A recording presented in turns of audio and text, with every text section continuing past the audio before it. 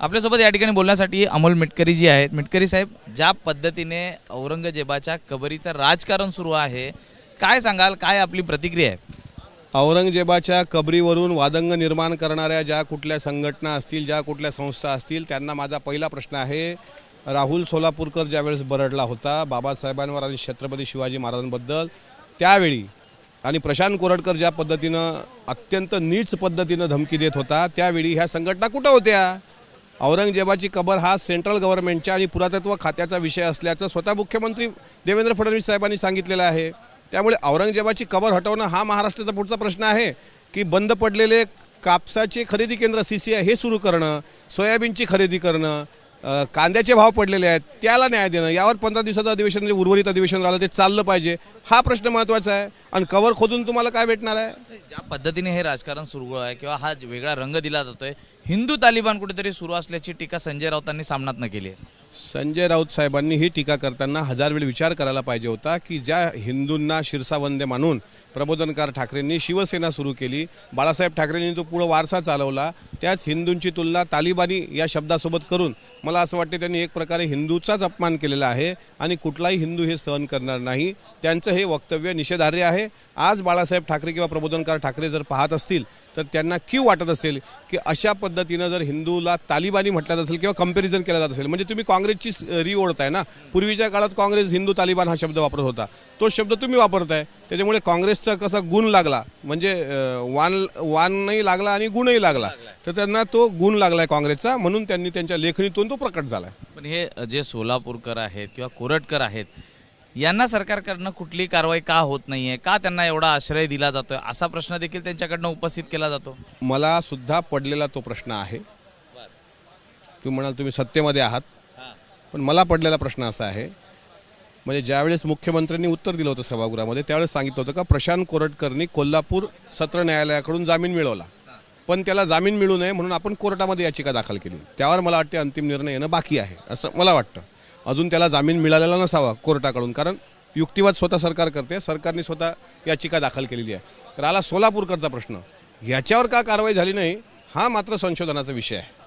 आणि येणाऱ्या 15 दिवसामध्ये मला जेवढं ते प्रकरण लावून धरता येईल, आणि विशेष म्हणजे मी पत्रकारांना अपेक्षा करतो तुमच्याकडून की राहुल सोलापूरकर सारखा औरंगजेबाची वंशावळीतला असलेली पिलावळ या महाराष्ट्रात मोकाट सुट्टा कामा नये.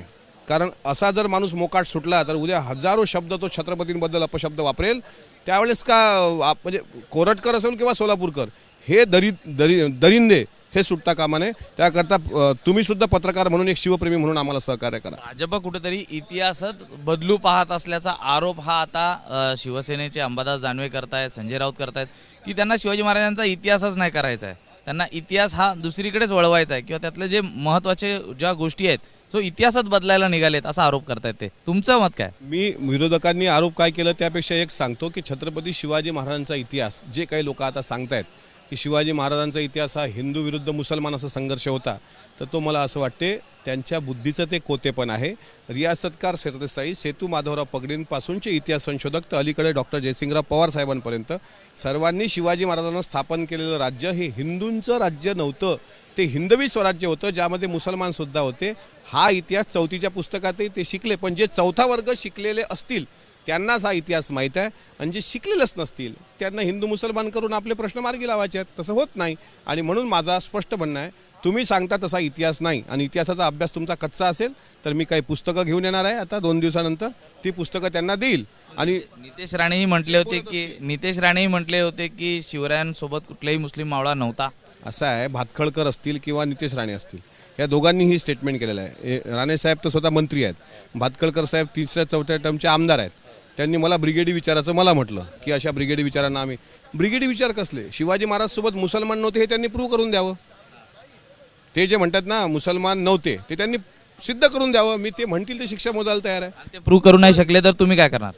काय ते जर प्रूव्ह नाही करू शकले तर तुम्ही असं वक्तव्य करायला थांब जरा 10 वेळ विचार करावा. पुस्तकं देणार? मी त्यांना अस्सल म्हणजे ब्रिगेडी विचाराचं त्यांना जर आवडत नसेल तर अस्सल रियासतकार सरदेसाई, सेतू माधवराव पगडी, न्यायमूर्ती गोविंद महादेव रानडे, त्याच्यानंतर प्रबोधनकार ठाकरे यांची पुस्तकं देतो, इथंच ठेवतो पोडियमवर. त्यांना द्यायची का? मिटकरींनी आणलेली तिथे ब्रिगेडी विचाराची पुस्तकं नाही आहेत. मी जी आणलेली पुस्तकं आहेत ती इतिहासकारांची आहेत, ती त्यांनी वाचावी आणि नंतर आपल्या अभ्यासात आणि भर पाडावी, मग ठरवावं कोण ब्रिगेडी आणि कोण पुरोगामी. बरं, शेवटचा प्रश्न आहे. सुप्रिया सुळेंनी एक महत्त्वाचं वक्तव्य केलेलं आहे. ते म्हणजे 100 दिवसात 1 विकेट पडलेला आहे, 6 महिन्यात आणखी 1 विकेट पडणार असल्याचं ते म्हणत आहेत. ज्या पद्धतीने धनंजय मुंडेवरती ते टीका करतायत, बरं झालं ते पक्षातनं गेले हे किंवा पक्ष फुटला हे बरं झालं असं त्यांचं वक्तव्य आहे. एक लक्षात घ्या, त्यांनी जे वक्तव्य केलं आहे ते त्यांच्या पक्षाच्या मेळाव्यामध्ये केलेलं आहे. त्यात बरेच लोक उपस्थित होते, तो ऑडिओ पण मी ऐकला आहे. मात्र त्यांच्या त्या वक्तव्याच्या पूर्वीचं जर तुम्ही सुरुवातपासून तो ऑडिओ ऐकला, त्यामध्ये त्यांनी तो मुद्दा मांडला, स्वर्गीय संतोषराव देशमुख यांच्या हत्येनंतरचा जिल्हा आणि राज्य, आणि त्या अनुषंगानं त्यांनी काही स्टेटमेंट केलेले आहेत. आता यावर ते कोणाची विकेट पडेल काय पडेल हे सुप्रियाताईंनाच माहीत. मात्र त्यांनी त्यांच्या पक्षाच्या वाढीसाठी केलेलं जर काही ते स्टेटमेंट असेल तर ते त्यांच्या पक्षापुरतं आहे. त्याला आम्ही काही मला असं वाटतं की फार आम्ही गांभीर्यानं घेणं काही महत्त्वाचं आहे प्रत्यक्षरित्या धनंजय मुंडेंवरतीच ही टीका आहे एकूणच. ते तुम्ही सांगताय अप्रत्यक्षरित्या, पण नेमकं त्यांनी कोणावर केली ते त्यांनाच विचारा. धन्यवाद सर तुमच्याशी बातचीत केल्याबद्दल. व्हिडिओ जर्नलिस्ट शिवतरकर स्वामी, सूरज सावंत, एबीपी माझा, मुंबई. एबीपी माझा, उघडा डोळे बघा नीट.